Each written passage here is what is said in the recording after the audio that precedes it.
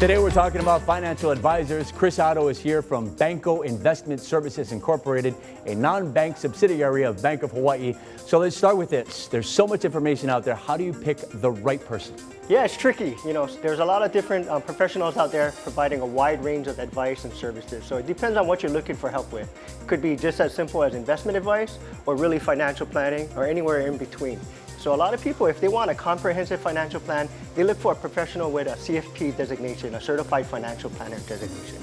Now, designations are important, but it's not the only thing. After all, Steve, we're looking at people's money here. Yes. And so first and foremost, qualities like trust, likability, communication style is very important too.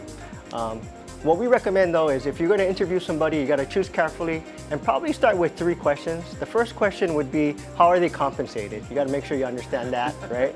Yes. The other thing is understanding how, or their definition of financial planning and how they do financial planning. And then lastly, of course, look at their credentials, their years of experience and whatnot. Yeah, and I know you mentioned that they vary. Everybody, I would imagine, has their own system. So how does the process of financial advisory, how does that differ person to person? I mean, generally speaking, there's 2 schools of thought. The first one is cash flow analysis, and that's really for the analytical types, right?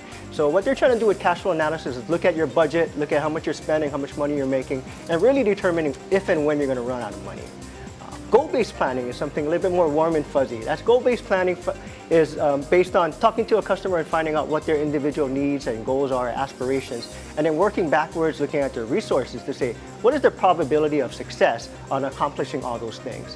So there's 2 types. There's no right or wrong over the other. It's just the type of person you're looking to work with and the strategy they're going to employ. Okay, so I know this is the biggest question everybody has, Chris.